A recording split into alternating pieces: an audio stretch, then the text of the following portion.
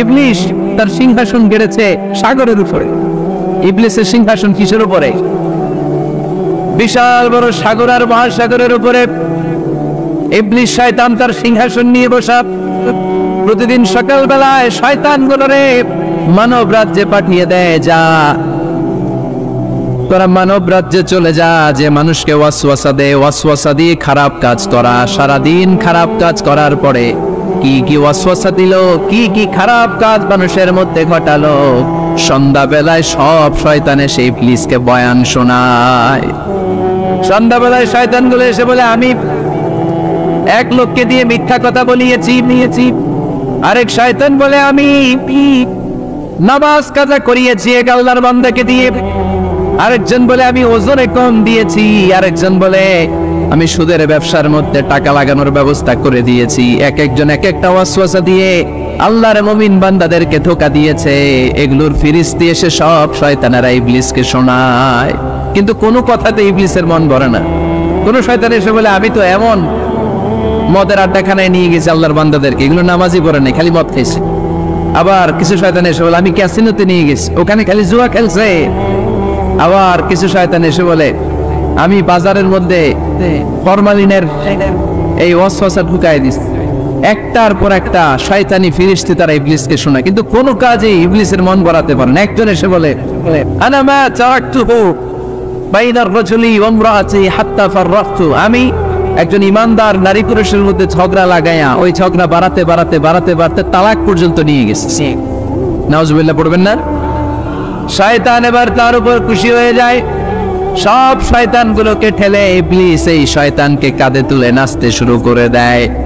কারণ মুমিন বান্দার সংসার যদি ভেঙে যায় শয়তান খুশি হয়ে যায়, আর মুমিন বান্দার সংসার টিকে থাকলে খুশি হয়ে যায় কে? এজন্য নীলফামারীর ভাইরা, ঝগড়া করা যাবে না। দাম্পত্য জীবনকে সুখী করতে চাইলে ঝগড়াকে আমরা নো বলে দিব। ঝগড়া অনেক সময় হবে, কিন্তু এটাকে বাড়তে দেয়া যাবে না, এটাকে আমরা স্পেস দিব না, ওইখানে থামায় দিতে হবে। রাজি আছেন তো সবাই? আল্লাহ রাসূল সাল্লাল্লাহু আলাইহি ওয়াসাল্লামের ফ্যামিলিতে ঝগড়া হতো। আম্মা জান আয়েশা রাদিয়াল্লাহু তাআলা আনহার সাথে আল্লাহ রাসূল সাল্লাল্লাহু আলাইহি ওয়াসাল্লামের ঝগড়া হতো, হাদিসে পাওয়া যায়, কিন্তু এগুলো ছিল মধুর ঝগড়া, সুন্দর ঝগড়া। সুবহানাল্লাহ পড়েন। আল্লাহ হাবিব বলেন, ইয়া আয়েশা ইন্নী লা আ'লামু ইযা কুনতি আন্নী রাদিয়া ওয়া ইযা কুনতি আলাইয়া গাদবা। ও আয়েশা, তুমি কখন আমার উপর রেগে থাকো সেটাও আমি বুঝি, আবার কখন খুশি থাকো সেটাও বুঝি। আম্মা যারা এসে বললেন, ইয়া রাসূলুল্লাহ, ইয়া হাবিবাল্লাহ, কেমন করে আপনি বোঝেন যে আমি আপনার উপর রেগে আছি, আবার কেমন করে আপনি বোঝেন আমি আপনার উপর সন্তুষ্ট আছি? বিশ্বনবী বললেন, আয়েশা, তুমি যখন আমার উপরে খুশি থাকো, আমার উপর যখন তুমি রাজি থাকো, তখন তুমি দোয়ার সময় এইভাবে দোয়া করো, ওয়া রাব্বি মুহাম্মদ, মুহাম্মাদের রব, আপনি আমাদের সব গুনাহগুলো মাফ করে দেন।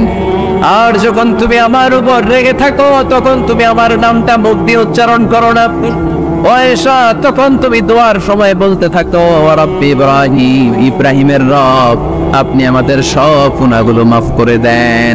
যখন তুমি খুশি তখন আমার নামটা মুখে নাও, যখন তুমি আমার উপর রেগে থাকো তখন তুমি আমার নামটা মুখে নিতে চাও না। আম্মা জান আয়েশা বললেন, ইয়া রাসূলুল্লাহ, ইয়া হাবিবাল্লাহ, মা হাজুরু ইল্লা ইসমাক, আমি শুধু আমার মুখ থেকে আপনার নামটারে সরায় রাখি, আমার হৃদয় থেকে কোনোদিন আপনারে সরাতে পারি না। মা হাজুরু ইল্লা ইসমাক, নবী হে, আমি তো শুধু মুখ থেকে আপনার নামটারে বাদ দেই, আমার হৃদয় থেকে তো আপনারে বাদ দিতে পারি না। আমার হৃদয় পুরোটা জুড়ে শুধু আপনি আর আপনি। চিল্লায় পড়েন আল্লাহু আকবার। তার মানে আম্মা জান আয়েশাও আল্লাহ রাসূল সাল্লাল্লাহু আলাইহি ওয়াসাল্লামের উপর রেগে থাকতেন মাঝে মাঝে। বিশ্বনবী মাঝে মাঝে রাগ করতেন। একবার খুব বেশি রাগারাগি হয়ে গেল, অনেক ঝগড়া হয়ে গেল। এবার আল্লাহ রাসূল সাল্লাল্লাহু আলাইহি ওয়াসাল্লাম খেয়াল করলেন না, এত ঝগড়া তো করা ঠিক হবে না। তখন আল্লাহর হাবিব সাল্লাল্লাহু আলাইহি ওয়াসাল্লাম বললেন, আয়েশা, চলো মিটমাট করি। কি করি? মিউচুয়াল করি না, মিটমাট। এই যে ঝগড়া লাগলে আবার যে মিলায় দেয়, এটা কি বলেন আপনারা নীলফামারীতে? মিটমাট। আল্লাহ হাবিব সাল্লাল্লাহু আলাইহি ওয়াসাল্লাম বললেন, আয়েশা, চলো আমরা মিটমাট করি, আমরা আর ঝগড়া না করি। আম্মা জান আয়েশা বললেন, ঠিক আছে, চলেন মিটমাট করি। বিশ্বনবী বললেন, ঠিক আছে, একজনকে নিয়ে আসি যে দুইজনের মাঝে মিটমাট করাই দিবে। কারে নিয়ে আন? ওমরে ফারুককে নিয়ে আসি। আম্মা জান আয়েশা বলে, না, ওমরু গলিদ, ওমরের মেজাজ গরম, আমার ভয় লাগে। সুবহানাল্লাহ পড়বেন না? বিশ্বনবী বললেন তাহলে তোমার আব্বারে নিয়ে আসি, কই নিয়ে আসেন, আব্বারে খুব ভালো লাগে। বিশ্বনবী বললেন ঠিক আছে, তোমার কথাই রইল, ওমরকে ডাকবো না, তোমার আব্বা আবু বকরকে নিয়ে আসবো। বিশ্বনবী মিটমাট করার জন্য সাইয়েদনা আবু বকর রাদিয়াল্লাহু তাআলা আনহুকে ডেকে নিয়ে আসলেন।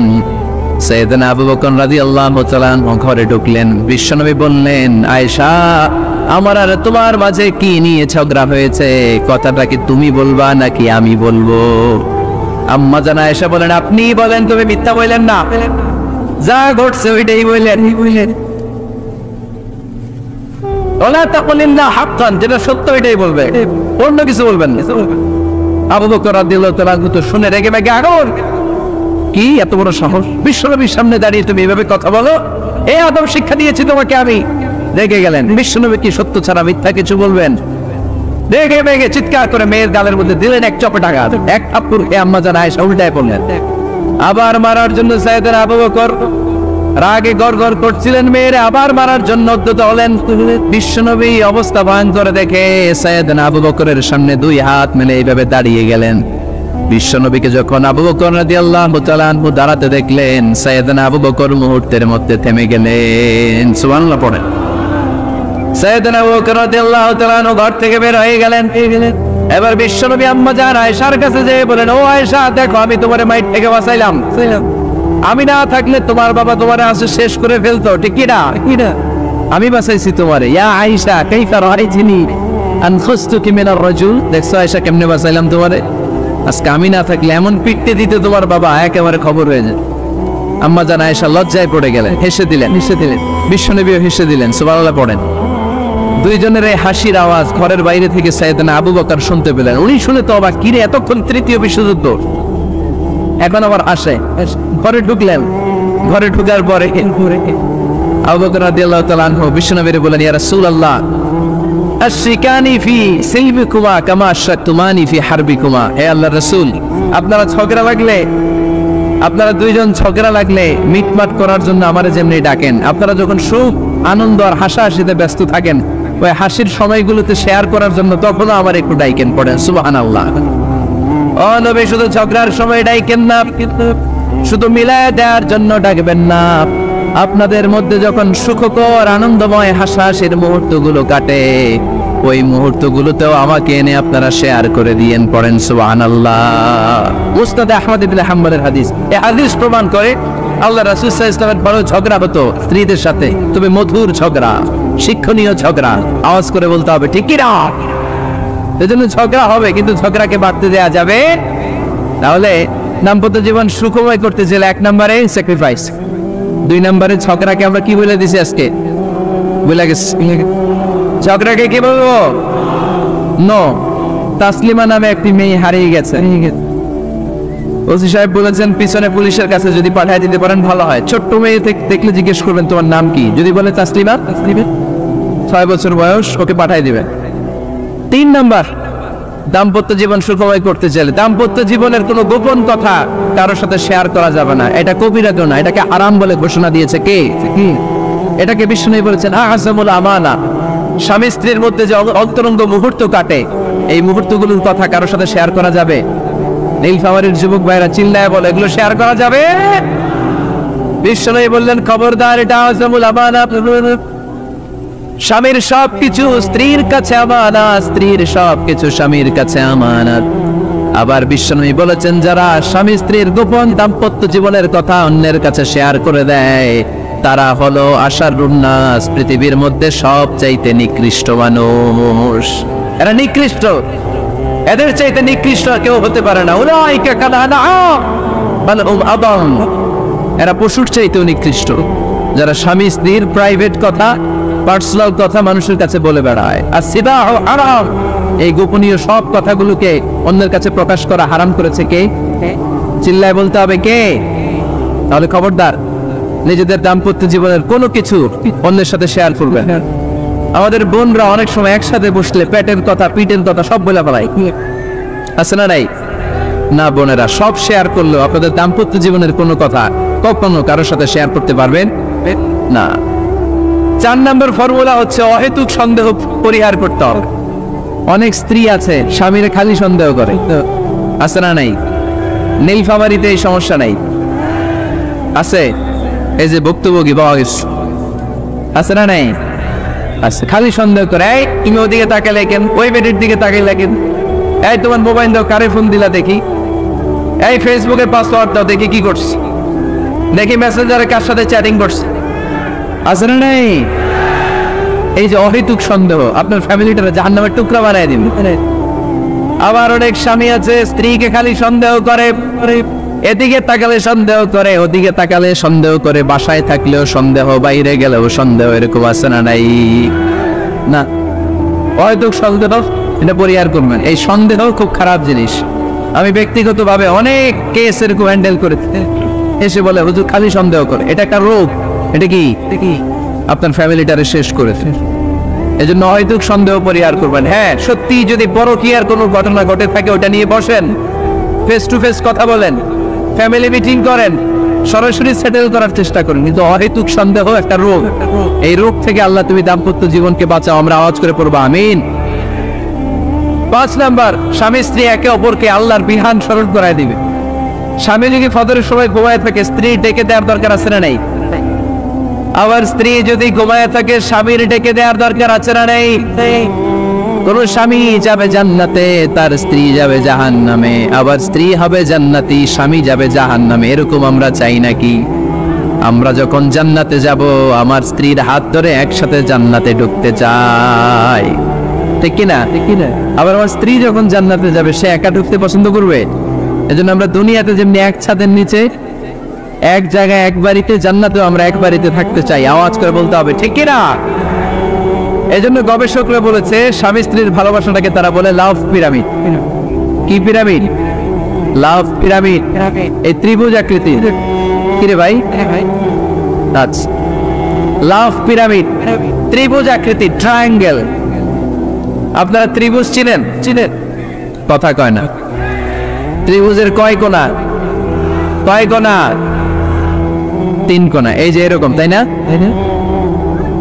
এই জন্য স্বামী স্ত্রীর ভালোবাসাটাকে বলে লাভ পিরামিড। উপরে এরকম সমুদ্রের মতো না, উপরে থাকে আল্লাহ, আর ডানে স্বামী, বায়ে স্ত্রী, এই 2 কোণায় স্বামী স্ত্রী, আর উপরের কোণায় আল্লাহ। স্বামী স্ত্রী যদি আল্লাহর আনুগত্যের দিকে যেতে চায়, যতই তারা the couple come to Allah, they come closer to each other। তারা যদি আল্লাহর কাছাকাছি যায়, তারা নিজেরাও কাছাকাছি হয়, ঠিক কিনা? তারা আল্লাহর কাছে যেতে যেতে যেতে যেতে আল্লাহর ইবাদতে যদি একেবারে আল্লাহর কাছে চলে যায়, তারা নিজেরাও কাছাকাছি চলে যায়, ঠিক কিনা? আর তারা আল্লাহর আনুগত্য থেকে যত দূরে সরে, তারা নিজেরাও নিজেদের থেকে তত দূরে সরে পড়ে। চিল্লায় বলেন ঠিক কিনা? লাভ পিরামিড এটা। এজন্য the closer the couple comes to Allah, the closer the couple comes to each other। কাপল স্বামী স্ত্রী আল্লাহর ভালোবাসা নিজের মধ্যে যত গাঢ় করবে, আল্লাহর আনুগত্য যত বেশি করবে, আল্লাহর ইবাদত যত করবে, নিজেরাও তত কাছাকাছি আসবে। আর আল্লাহর যত বলবে, নিজেদের মধ্যে বড় বড় ফারাক করে দিবে কে? তাহলে এই 5টা বিষয় স্বামী স্ত্রী উভয়ের উপর বর্তায়। এগুলো মেনে চললে দাম্পত্য জীবনকে সুখময় করে দিবে কে? আল্লাহ। এবার আমরা শুনবো আমাদের বোনদেরকে, যে ডান দিকে আমি শুনলাম আমাদের বোনদের বিশাল প্যান্ডেল, আছে না নাই? আজকে বোনদের দিয়ে শুরু করি। স্ত্রীদেরকে আল্লাহ কি দায়িত্ব দিয়েছে একটা ফ্যামিলিকে সুন্দর করতে, একটা দাম্পত্য জীবনকে সুন্দর করতে? স্ত্রীর 1 নম্বর দায়িত্ব হচ্ছে she should make a comfort to her husband। স্ত্রীর উচিত স্বামীর জন্য ঘরটাকে প্রশান্তির নীড় বানিয়ে রাখা। কি বানিয়ে রাখা? প্রশান্তির নীড়। স্ত্রী হওয়া উচিত এমন যাকে দেখলে স্বামীর চোখ জুড়ায়, স্বামীর প্রাণ জুড়িয়ে যায়, স্বামীর হৃদয়টা ঠান্ডা হয়ে যায়, ঠিক কিনা? আর স্ত্রীর দিকে তাকালে যদি মেজাজ গরম হয়ে যায়, মেজাজ খিটখিটে হয়ে যায়, ঝামেলা আছে না নাই? ঝামেলা আছে। এজন্য মেহরবানি করে আমাদের বোনরা যারা, এমন কোনো কাজ করবেন না যেটা স্বামীর মেজাজকে খিটখিটে করে দেয়। কারণ আল্লাহ তাআলা আপনাদেরকে তৈরি করেছে লিতাসকুনু ইলাইহা, স্বামী আপনার কাছে গেলেই যেন তার হৃদয়টা প্রশান্ত হয়ে যায়, ঠিক কিনা? অনেক স্ত্রী আছে না জেনে না বুঝে স্বামীর সাথে এমন খিটখিটে মেজাজ দেখায় যেটা স্বামীর জন্য মেনে নেওয়া কষ্টকর। আমি একটা জরিপে পড়েছি, পৃথিবীর অনেক স্বামী স্ত্রীর কারণে হার্ট অ্যাটাক করে মারা যায়। আছে না নাই? এই তো ভুক্তভোগী পাওয়া গেছে। স্বামীর জন্য একটা ত্রাস হয়ে দাঁড়ায় স্ত্রী, ত্রাস। অনেক স্বামী আছে স্ত্রীর এরকম আচরণের কারণে, অতিরিক্ত প্রেসার ক্রিয়েট করার কারণে স্ত্রীদেরকে ভয় পায়। অবশ্য নীলফামারীর কোন স্বামী তার স্ত্রীরে ভয় পায় না, ভয় পায়। স্ত্রীরে ভয় পান কে কে দেখি?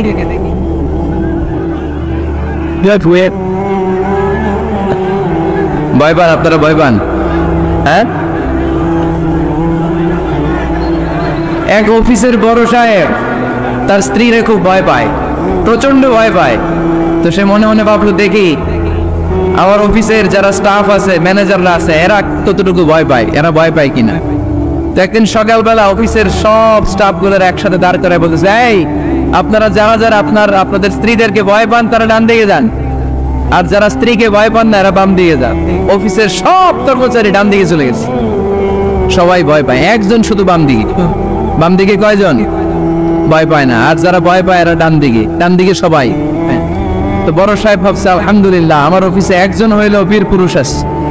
তো বীর পুরুষের কাছে যে বলে, ঘটনা কি, আপনি মোটেও ভয় পান না? স্যার, প্রতিদিন অফিস করার জন্য যখন ঘর থেকে বের হয় আমার বউ আমারে বলে দেয়, খবরদার সবাই যেদিকে যায় তুমি কিন্তু ওইদিকে যাইবা না, সবাই যেদিকে যায় তুমি ওইদিকে গেলে খবর আছে। বড় সাহেবকে খবরদার, এটা তো আরো ডরায়, ঠিক কি না? এজন্য বোনদেরকে বলবো, লিতাসকুনু ইলাইহা, এমন ভাবে আপনি আপনার স্বামীর সামনে নিজেকে প্রেজেন্ট করেন যাকে আপনাকে দেখলে আপনার স্বামীর চোখ জুড়িয়ে যায়, হৃদয়টা প্রশান্ত হয়ে যায়, আপনাকে দেখলেই আপনাকে ভালোবাসতে মনে চায়, ঠিক কি না? এজন্য রব্বুল আলামিন বলেন, আমি নারীদেরকে তৈরি করেছি লিতাসকুনু ইলাইহা, যেন পুরুষেরা স্ত্রীদের সংস্পর্শ যখন পায় পুরুষদের হৃদয়টারে প্রশান্ত করে দেয় কে? রব্বুল আলামিন বলেছেন, খাদিজার জন্য জান্নাতে আমি এমন একটা ঘর বানিয়েছি যেই ঘরের মধ্যে কোনো বিশৃঙ্খলা নাই। খাদিজার জন্য জান্নাতে এমন একটা প্রাসাদ আমি বানিয়েছি যেই প্রাসাদের মধ্যে কোনো আওয়াজ নাই, কোনো কোলাহল নাই। কুরাইশদের মাঝে যখন দাওয়াত দিতেন সব বিশৃঙ্খলা ঝামেলা গোলমাল শেষ করে রাতের বেলায় যখন খাদিজার ঘরে বিশ্বনবী ঢুকতেন, বিশ্বনবীর হৃদয়টারে প্রশান্ত করে দিত কে? আম্মাজান খাদিজা বিশ্বনবী সাল্লাল্লাহু আলাইহি ওয়াসাল্লামের জন্য এমন ঘর উপহার দিয়েছেন যেই ঘরে বিশ্বনবী আসলে বিশ্বনবীর হৃদয়টা ঠান্ডা হয়ে যেত। সুবহানাল্লাহ পড়েন। অনেক স্ত্রী আছে স্বামী ঘরে ঢুকলেই ঘরে আটা নাই, রুটি নাই, চাল নাই, ডাল নাই, এটা লাগবে ওইটা লাগবে, ওখানে যেতে হবে, একটার পর একটা ফিরিস্তি বলে বেড়ায়, আছে না নাই? না, এটা করবেন না। আপনার কি লাগবে এই সব দায় দায়িত্ব আল্লাহ তাআলা স্বামীকে দিয়েছে, স্বামীকে জানাবেন। তবে ধীরে সুস্থে স্বামীর জন্য ঘরটাকে এমন করে রাখতে হবে যেন ঘরে ঢুকলেই স্বামীর হৃদয়টারে প্রশান্ত করে দেয় কে? এজন্য স্ত্রীর প্রথম দায়িত্ব ঘরটারে প্রশান্তির নির্বাণ। এখানে কি আবার কি এখানে মারামারি দুই দল নাকি?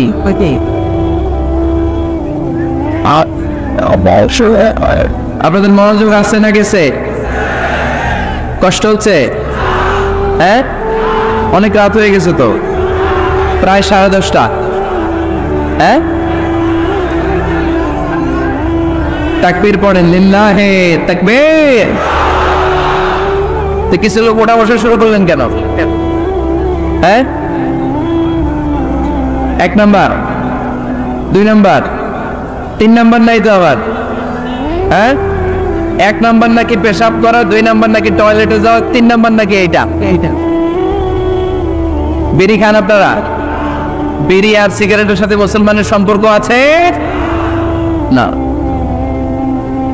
কোন মুসলমান সিগারেট খেতে পারে, বিড়ি টানতে পারে? কারণ এটা এমন একটা খাবার যে খাবার টয়লেটে ঢুকেও খাওয়া যায়। সিগারেট ছাড়া কোনো খাবার টয়লেটের ভেতরে খাওয়া যায়? কথা বলেন, খাওয়া যায়। এবং সিগারেট পৃথিবীর এমন খাবার যে খাবারের গায়ে এই খাবারের বদনাম লেখা থাকে, ঠিক কিনা? সিগারেট ছাড়া পৃথিবীর কোনো খাবারে ওই খাবারের বদনাম আছে? কথা বলেন। ধরেন আপনাদের নীলফামারীতে নতুন 1 প্যাকেট বিস্কিট বেরেছে, যে বিস্কিটের গায়ে লেখা এই বিস্কিট খাওয়ার 1 ঘন্টার মধ্যে ডায়রিয়া শুরু হবে। ওটা খাইবেন কে কে? খাবেন আপনারা? কি বলবেন দোকানদারে, তোর বিস্কিট তুই খা, তোর ডায়রিয়া হোক। ঠিক কিনা? কিন্তু সিগারেটের গায়ে কিন্তু লেখা থাকে স্মোকিং কজেস ক্যান্সার, ধূমপান স্বাস্থ্যের জন্য ক্ষতিকর, ধূমপান কর্কট রোগের কারণ, ধূমপান করলে এটা বিষপানের শামিল। এই সিগারেট এটা তৈরি হয় তামাক পাতা থেকে, টোবাকো প্ল্যান্ট। এই তামাক পাতা চাষ হয় নাকি নীলফামারীতে? হ্যাঁ, বাংলাদেশে সবচেয়ে বেশি, সবচেয়ে বেশি নীলফামারীর কোন থানায়? সদরে, শহর অঞ্চলে চলে। আচ্ছা, এই তামাক পাতার চারদিকে বেড়া দেওয়া লাগে না, জানেন? কারণ ছাগলও মুখ দেয় না। তো যেটা ছাগলে খায় না ওটা মানুষ খাইতে পারে? আওয়াজ করে বলেন। তাহলে ঝগড়ারে যেমনি আজকে আমরা নো বলে দিলাম, এই সিগারেট, এই মাদক, এগুলাকে আজকের প্রোগ্রাম থেকে আমরা নো বলে দিব। পারা যাবে? মাদককে আমরা নো বলে দিলাম। আওয়াজ করে বলেন, মাদক আর সিগারেটকে কি বললাম? নো। আল্লাহ তুমি বুঝার তৌফিক দান করো, আমরা পড়ি আমিন। একটা সুখী দাম্পত্য জীবনের জন্য স্ত্রীর 2 নাম্বার দায়িত্ব হচ্ছে স্বামীকে ইন্সপায়ার করা, স্বামীকে সাহস জোগানো, পিছন থেকে ড্রাইভিং পুশের মতো কাজ করা। কারণ স্বামীকে যখন স্ত্রী সাহস যোগায়, স্বামীর সাহস বেড়ে যায়, ঠিক কিনা? আল্লাহর হাবিব সাল্লাল্লাহু আলাইহি ওয়াসাল্লামের কাছে কোরআনের আয়াত নাযিল হলো, ইকরা বিসমি রাব্বিকাল্লাযী খালাক, খালাকাল ইনসানা মিন আলাক, ইকরা ওয়া রাব্বুকাল আকরাম, الذي علم بالقلم علم الإنسان ما لم يعلم। পড়েন আল্লাহু আকবার। সূরাতুল আলাকের 5 আয়াত হেরা গুহায় যখন নাজিল হয়ে গেল, বিশ্বনবী সাইয়েদনা জিবরাইলকে নিজ আকৃতিতে দেখলেন। পা থেকে মাথা পর্যন্ত দেখে বিশ্বনবী ভয় পেয়ে গেলেন। বিশ্বনবী সাল্লাল্লাহু আলাইহি ওয়াসাল্লাম জীবনে দুইবার সাইয়েদনা জিবরাইল আলাইহিস সালামকে ওনার আসল আকৃতিতে দেখেছিল। আওয়াজ করে বলতে হবে, কয়বার? এক হচ্ছে মেরাজ রজনীতে সিদরাতুল মুনতাহায়, 2 হচ্ছে প্রথম যখন কোরআনের আয়াত নাজিল হয়, বিষ্ণু সাল্লাল্লাহু আলাইহি ওয়াসাল্লাম দেখলেন বিশাল একজন ব্যক্তি, পাটা হচ্ছে হেরা গুহায় আর মাথাটা হচ্ছে আকাশের উপরে। এই বিশাল একটা লোক, সে কোরআনের 5 আয়াত নিয়ে এসেছে সূরাতুল আলাক, আর বলতে শুরু করেছে, ইয়া মুহাম্মদ ইকরা, আপনি পড়ুন, আপনি পড়ুন, আপনি পড়ুন। 3 বার পড়া আদেশ করার পরে বিষ্ণু সাল্লাল্লাহু আলাইহি ওয়াসাল্লাম পড়তে আরম্ভ করলেন, ইকরা বিসমি রাব্বিকাল্লাযী খালাক, খালাকাল ইনসানা মিন আলাক, ইকরা ওয়া রাব্বুকাল আকরাম, الذي علم بالقلم علم الإنسان ما لم يعلم। বিষ্ণু সাল্লাল্লাহু আলাইহি ওয়াসাল্লাম পড়তে আরম্ভ করলেন। প্রথম কোরআনের আয়াত যখন নাজিল হয়ে গেল, বিষ্ণু সাল্লাল্লাহু আলাইহি ওয়াসাল্লাম ভয় পেয়ে গেলেন। হাত নাড়াচ্ছেন কেন আপনারা? হ্যাঁ, কি স্ক্রিনে দেখা যায়? আহারে কি আনন্দ আকাশে বাতাসে, সবাই খুশির ঠেলায়, খুশিতে আনন্দে ঠেলায় না? আল্লাহর হাবিব সাল্লাল্লাহু আলাইহি ওয়াসাল্লাম ভয় পেয়ে গেলেন। আপনাদের মনোযোগ তো নাই মনে হচ্ছে, তা হাত নাড়াচ্ছেন কেন? এদিকে দেখা, খরগোশের কানের মতো কান দুটারে খাড়া করে। কোরআনের আয়াত যখন নাজিল হলো, আল্লাহ রাসূল সাল্লাল্লাহু আলাইহি ওয়াসাল্লাম ভয় পেয়ে গেলেন। বিষ্ণু ইসলামের হৃদয় কাঁপতে আরম্ভ করল। কোরআনের 5 আয়াত নিয়ে হেরা গুহা থেকে বিশ্বনবী আম্মা জান খাদিজাতুল কুবরা রাদিয়াল্লাহু তাআলা আনহার কাছে চলে আসলেন। এসে ডেকে বললেন, খাদিজা জাম্মিলুনি জাম্মিলুনি, কম্বল দিয়ে তুমি আমারে চাপা দাও, আমার ভয় লাগছে, মনে হয় আমি বাঁচবো না। আম্মা জান খাদিজা বললেন, কি হয়েছে আপনার? বিশ্বনবী বললেন, বিশাল বড় একটা লোক কোরআনের 5 আয়াত নিয়ে এসেছে।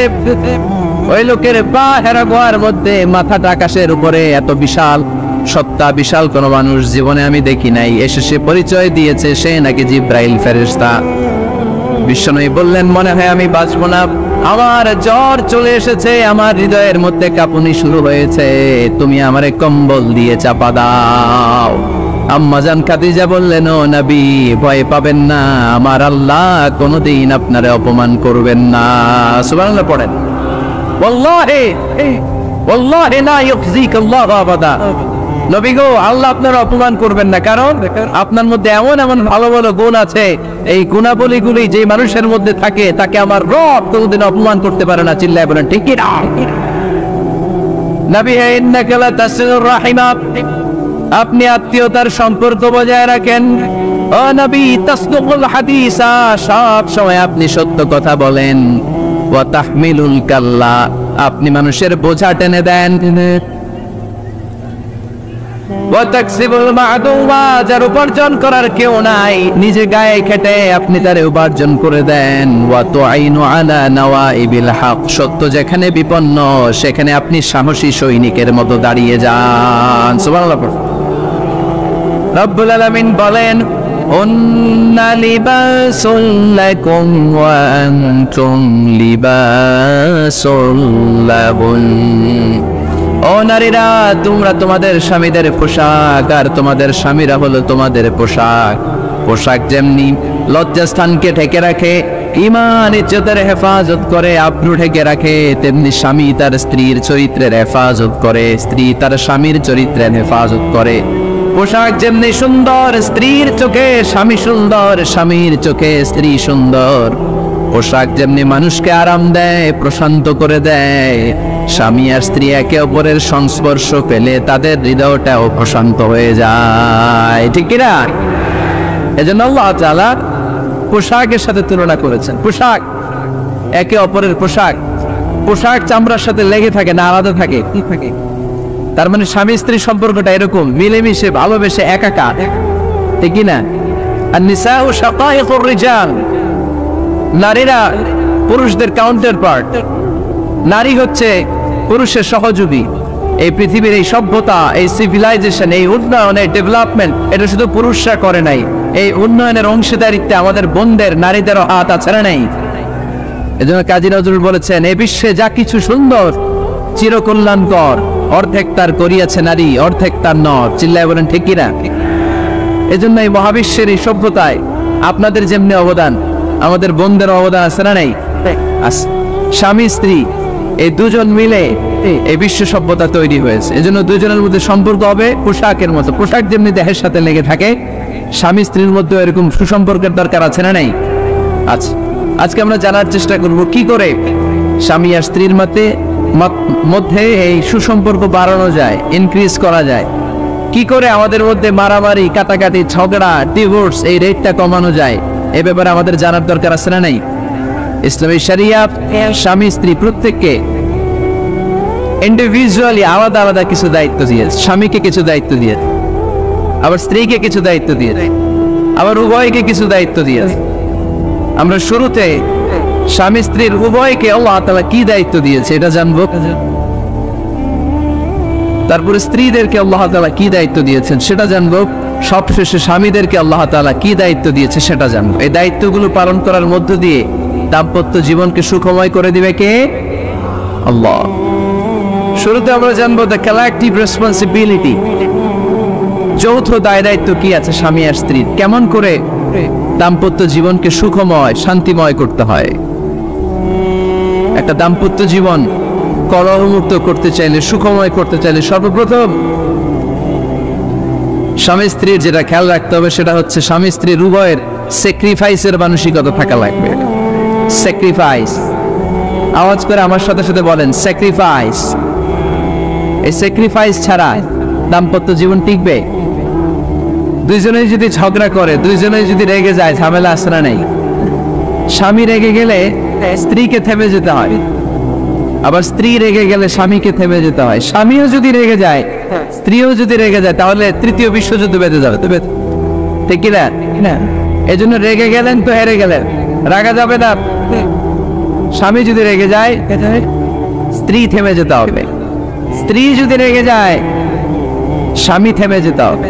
এটাই দাম্পত্য জীবনের সুখ আর সমৃদ্ধির মূল ফর্মুলা। স্যাক্রিফাইস করতে হবে। এর কারণ আপনি যদি দোষ খুঁজতে শুরু করেন, দোষ ছাড়া পৃথিবীতে মানুষ নাই, ঠিক কিনা? No one is perfect in this world. এই পৃথিবীতে কেউই পারফেক্ট না। আপনি যে আপনার স্ত্রীর দোষ খোঁজেন, আপনারও দোষ আছে না নাই? আবার ভাবি যদি আপনার খালি দোষ খোঁজে, ভাবিরও দোষ আছে না নাই? না, এজন্য দোষ খুঁজবেন না, স্যাক্রিফাইস করেন, একটু মানিয়ে নিন। দাম্পত্য জীবনটা এরকমই, একটু ছাড় দিতে হয়, একটু মানিয়ে নিতে হয়। দাম্পত্য জীবনে কখনো মন খারাপ, কখনো মন ভালো, কখনো রোদ, কখনো বৃষ্টি, এই নিয়েই দাম্পত্য জীবন, ঠিক কিনা? তাহলে দাম্পত্য জীবনে যদি আমরা সুখ পেতে চাই, সকল নবদম্পতিকে বলবো একটু ছাড় দেওয়ার মানসিকতা বিল্ড আপ করেন, একটু মানিয়ে নেন, একটু ছাড় দেন, একটু মিলেমিশে চলেন। এক স্যাক্রিফাইস আমাদের জীবনটারে, আমাদের দাম্পত্য জীবনটাকে একটা জান্নাতি দাম্পত্য জীবন বানায় দিবে, ঠিক কিনা? দাম্পত্য জীবনকে সুখী করার 2 নাম্বার ফর্মুলা হচ্ছে ঝগড়া করা যাবে না। আপনারা ঝগড়া করেন নাকি? হ্যাঁ, বউয়ের সাথে ঝগড়া করেন না এরকম বিবাহিত পুরুষ কে কে আছেন দেখি এখানে? হাত তুলছে অনেকে, বিশ্বাস হয় আপনাদের? হ্যাঁ, অনেক ঝগড়া। হ্যাঁ, আচ্ছা, মেয়েরা বেশি করে? না না, এই মহিলা প্যান্ডেল আছে এদিকে, এদেরকে জিজ্ঞেস করলে বলবে সব দোষ আপনাদের, আর আপনারা দোষ দিচ্ছেন এদের। তো ঝগড়া করবেন না মেহরবানি করে, সম্মানিত ভাইরা, ঝগড়া করবেন না। কারণ এই ঝগড়া থেকে, সামান্য ঝগড়া থেকে অনেক সময় বিচ্ছেদের দিকে চলে যায় সম্পর্ক। ছোট্ট ঝগড়া থেকে যেতে যেতে ঝগড়া বাড়তে বাড়তে ডিভোর্সের দিকে গড়া, এরকম আছে না? নাই না, সামান্য ঝগড়া যদি বেঁধে যায়, শয়তান এটার মধ্যে বাতাস দেয়, এটারে বাড়াতে বাড়াতে শয়তান অনেক বড় করে। ইমানদারদের পরিবার ভেঙে গেলে শয়তান খুশি, আর ইমানদারদের পরিবার টিকে থাকলে আমরা আল্লাহ খুশি। আমরা কার খুশি চাই? জোরে বলতে হবে, খুশি চাই কার? শয়তান সব সময় চায় ইমানদারদের ফ্যামিলি ভেঙে দিতে। Always it tries its level best to break down the relationship of a moving family. একজন ইমানদারের ফ্যামিলি কি করে ব্রেক ডাউন করে দেয়া যায়? যেন ঝগড়াই করবো না। আপনি ঝগড়া করলে ভাবি যেন ঠান্ডা থাকে, ভাবি ঝগড়া শুরু করলে আপনি ঠান্ডা থাকবেন। ঝগড়া করা যাবে না, কিন্তু ঝগড়া হয়ে যায় ফ্যামিলিতে, এটাকে চেক দিতে হবে। ঝগড়া নিয়ে অনেক মজার মজার গল্প আছে, একটা গল্প দিয়ে আজকে শুরু করি। এক লোক মাহফিল শেষ করে 11টার দিকে বাসায় ফিরেছে। তো বাসায় ঢুকার আগে তার ওয়াইফকে ফোন দিয়েছে, ফোন দিয়ে বলতেছে, এই মাহফিল শেষ, আমি কিন্তু বাসায় চলে আসতেছি, শুরু করার আগে তাড়াতাড়ি দরজাটা খোলো। তো স্ত্রী আবার রাতের খাবার স্বামীকে ছাড়া খায় না, তো স্ত্রী দরজা খুলে দাঁড়ায় আছে, স্বামী বেচারা আসছে। আসার পরে স্ত্রীকে বলতেছে, এই শুরু করার আগে রাতের খাবার দিয়ে দাও, খেয়ে নেই। তো স্বামী ওয়াশরুম থেকে ফ্রেশ ট্রেশ হয়ে আসছে, স্ত্রী বেচারিও ডাইনিং টেবিলে খাবার দিয়েছে। এবার স্বামীও খেতে বসেছে, স্ত্রীও খেতে বসেছে। স্বামী আবার বলতে আরম্ভ করছে, শুরু করার আগে ফ্যানটা ছাড়ো, খুব গরম লাগতেছে। এবার তো স্ত্রী রেগে মেগে আসলেন, কি আসার পর থেকে শুরু করার আগে কি শুরু করার আগে? স্বামী বলতেছে, এই তো শুরু হয়ে গেল, এই শুরু হয়ে গেল। মানে কি? ঝগড়া। নীলফামারীর ভাইয়েরা, এটা শুরু করা যাবে না। শুরু করবেন আপনারা, ঝগড়া করবেন। আমাদের ফ্যামিলিগুলো থেকে ঝগড়াকে আজকে থেকে আমরা নো বলে দিলাম। মানে না, ঝগড়াকে কি বললাম? সবাই বলতে পারেন না, আওয়াজ করে বলেন, ঝগড়াকে আমরা কি বলবো? নো। ঝগড়া করা যাবে। শয়তান ঝগড়া বাদে দেখো উস্তাদ। সহিহ মুসলিমের হাদিস, ইন্না ইবলিসা ইয়াদাউ আরশাহু আলাল মা থুম্মা ইয়াবআসু। যারা চলে যায় ওনারা বেঁচে যায়, বিপদে পড়ে আছে আমরা, ঠিক কিনা? ওনাদের ওই পালাটা শেষ, কেউ থাকতে পারবে না। বিশ্বনবীও চলে গেলেন, বিশ্বনবীরও এই ইন্তেকালের, মৃত্যুর যে কষ্ট, এটা ভোগ করা লেগেছে, ঠিক কিনা? এজন্য কারো রেহাই নাই। আকসিরু যিকরা হাযিমিল লাযযাত, জীবনের সব স্বাদকে পানসা করে দেয় ওই কষ্টের বিষয়, মানে মরণকে বেশি বেশি স্মরণ করো। কিন্তু আমরা মৃত্যুর কথা বেমালুম ভুলে যাই। আমাদের লাইফস্টাইল দেখলে মনেই হয় না যে আমরা এই পৃথিবী ছেড়ে চলে যাব, ক্ষণিকের জন্য এসেছি। বিশ্বনবীর সাহাবারা বলতেন, যখন সকাল হয় সন্ধ্যার জন্য অপেক্ষা করো না, আবার যখন সন্ধ্যা পর্যন্ত পৌঁছবে পরদিন সকালের জন্য অপেক্ষা করো না, তার আগেই ডাক চলে আসতে পারে, ঠিক কিনা? আবার বিশ্বনবী বলতেন, নামাজে যখন দাঁড়াও, সাল্লু সালাতান মুআত্তিআ, মনে করো এটাই তোমার জীবনের হতে পারে শেষ নামাজ। পারফর্ম দ্য সালাহ as if this is your last and final prayer, এমন ভাবে সালাত পড়ো মনে করো হতে পারে এটা জীবনের শেষ নামাজ। এজন্য কেউ থাকতে আসি নাই, চলে যাব।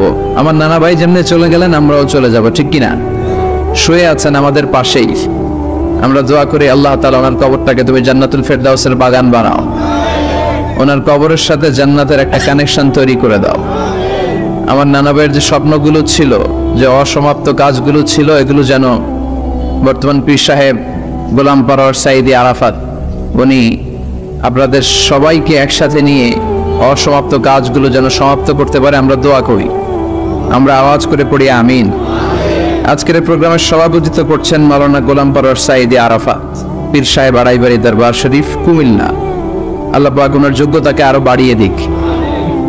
আপনাদের সবাইকে নিয়ে আড়াইবাড়ি দরবারের যত দায়িত্ব আছে সবগুলো দায়িত্ব যেন সুচারুরূপে উনি পালন করতে পারে, আল্লাহ তৌফিক দান করুন।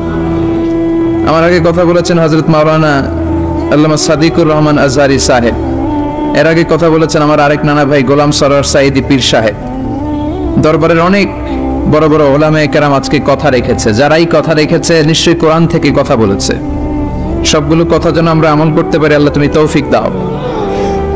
এই মাহফিলগুলোর অ্যারেঞ্জমেন্ট করা হয় যাতে আমাদের জীবনের পরিবর্তন আসে। আমরা আসলে ভুলে গেছি যে আমরা চলে যাব, মাটির কবরে কিন্তু আমাদের সবাইকে যেতে হবে, ঠিক কিনা? একদিন মাটির ভেতরে হবে ঘরে মন আমার, কেন বন্ধ দালান ঘর, প্রাণ পাখি উড়ে যাবে পিঞ্জর ছেড়ে, ধরা ধামে সবই রবে তুমি যাবে চলে, বন্ধু বান্ধব যত মাতা পিতা দ্বারা সুত সবই হবে তোমার পরে মন আমার, কেন